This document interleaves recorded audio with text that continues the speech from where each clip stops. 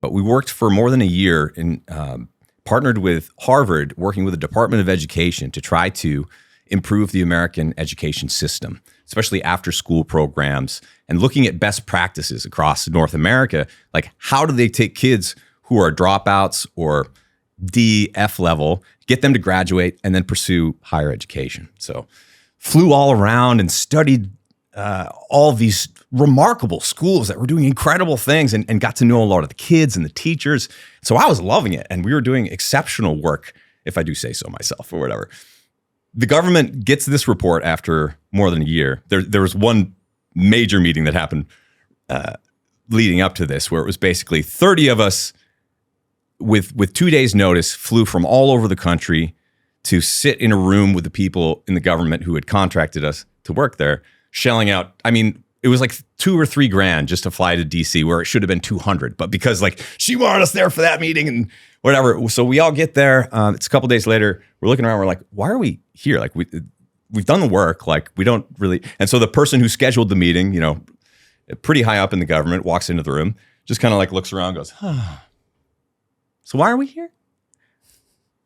And then after that, they took the report that was going to change the face of education, in my mind, in America especially, put it on a shelf, said, you guys can never talk about this again. Just like gone. An entire year of like working so hard and knowing that this could help people. I'm like, what? Like, you're just giving us money and telling us to shut up now? What'd you say to her? It wasn't my prerogative to really say anything. I mean, like, everyone was silent?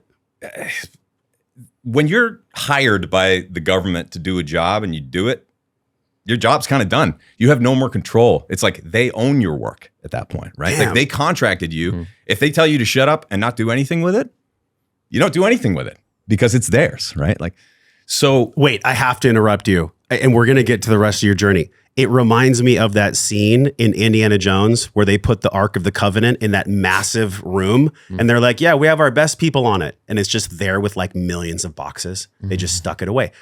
How did you deal with that? A year of your life just for nothing? Longer than a year. It felt like nothing. But one of the biggest things that I learned, without saying too much. Why? Because you're afraid you might? No. It's just because like, it's a little bit in the weeds. I mean, it was a significant project for the Department of Education and all these things. And there were a lot of things that we learned that wouldn't necessarily be relevant to this conversation. But the biggest thing that I took away was the lever that the best performing schools used to change student behavior and outcomes was food. It was bringing high quality food to the school so that when those kids ate it, they would perform better, and they would also, especially because a lot of them were coming from families that couldn't really afford good food, you know, all over the country. This was a common story. If the food was there during the school day, or especially for the after-school programs, instead of dropping out, the kids would show up, they would eat, they would hang out, then they would start to learn, then they would start to interact with the world. And so I'm like, okay, so if I can do all of this work and get well paid for it, and then they tell me to shut up, it's like, I don't want to be useless in the world. You know, I'm full of piss and vinegar in my mid-20s. You know, it's like, let's go, let's do something. And so I had the conversation with people who worked at my consulting firm, and I'm like, I'm going to need to call more shots or have equity moving forward so that this doesn't happen again, or I'm just going to go out on my own. And so I went out on my own. They offered me some amount of equity. I'm like, no, let's try to change this from the bottom up instead of the top down. And so that kind of gave me the fire under my butt to start writing about health more seriously. I'd been doing it for a while, just kind of for fun, under this pseudonym, Honest Abe. Honest Abe's Tips was the name of my first blog before Fat Burning Men.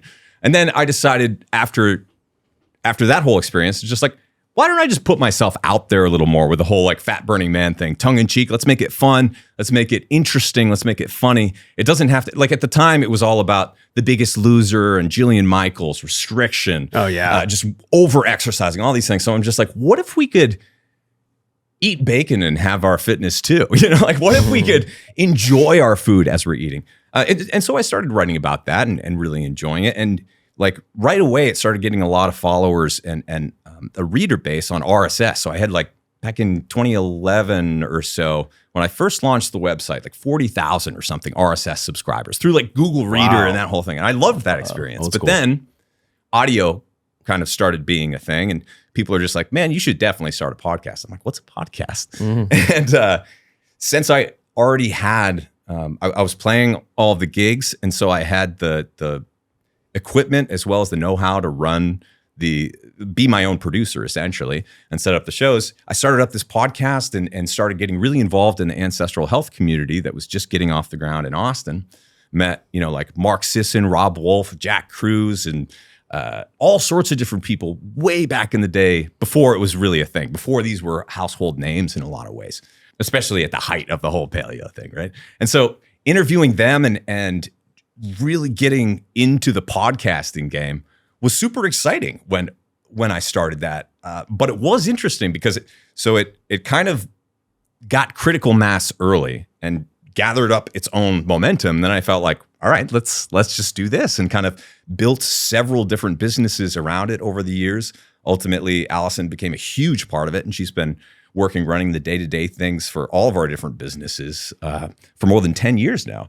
But it was so funny because like I had been, especially in the world of Austin, like if people recognized me, they had come to my shows or heard me sing or whatever it was. And then, people are just like, oh, you're the health guy. You must be a health guy, huh? You're a health guy. And I'm like, I guess. But this really just started from personal passion. But I guess to go a little bit back in that story too, I had made myself quite sick in my early 20s by following my doctor's advice. When I got that consulting job, it came with, they called it Cadillac insurance, right? It was just like, it had all the bells and whistles, super expensive. But since it was covered by the corporation or whatever, I'm like, let's use this thing. Yeah. And so I followed my doctor's advice, which was to eat low fat, eat no dietary cholesterol, drink your orange juice in the morning, all sorts of other things. So after following that advice in my early to mid 20s for about 18 months, I'd put on 30 pounds. My thyroid basically stopped working. I couldn't maintain body temperature, had all sorts of just like health issues, and lost everything in an apartment fire at the same time, like at that 18 months. And so I was happily broke basically for the first time in my life because I'd paid off my loans working in consulting and stuff. But I was like fat, felt like I was middle-aged, even though I was in my early 20s.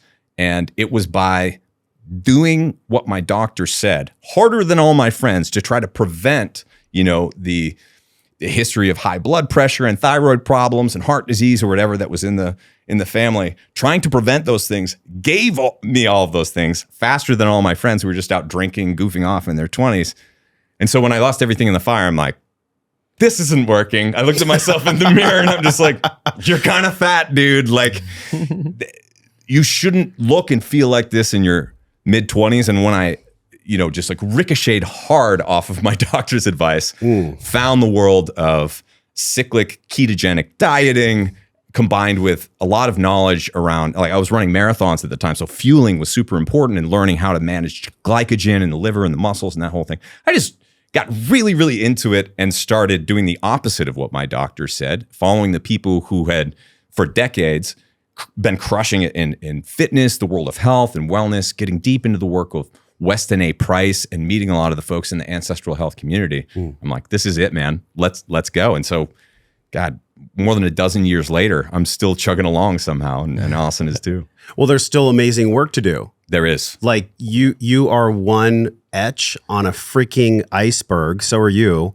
That needs hundreds of thousands of us to speak as loud as we can about it. Yeah. Like people can listen to a podcast and hear this amazing story. By the way, it's so fun for me to connect the dots. I'm like, of course, that's why the education that you got. And then in the government office, when they said, hey, that's a year of your life, we actually don't want to use this information that food is a corollary between children's mental health. That doesn't surprise me. It also does bring up sadness for me because the truth is literally in plain sight. Yet everyone's ignoring it because they're told to ignore it by people that, quote, they trust. It's like the government becomes this mommy daddy figure that hopefully, I trust in this conversation, it's starting to even unravel for somebody that's maybe hearing it for the first time. So in this health epidemic that we're in, it truly is an epidemic. I think the research is like 1 out of 3 children are predicted to become obese. It might even be 1 out of 2, but I know for sure it's 1 out of 3. Yeah. Mm-hmm. This is a huge conversation. On the screen right now is the pentagon that we teach, and at the bottom is physical. If our physical is wonky, if our conduit is dirty, it's impossible for us to get the other 4 sides of the pentagon well or nourished. If you like that clip, click the one that's on the screen now, and I promise you, you'll enjoy it just the same, if not more.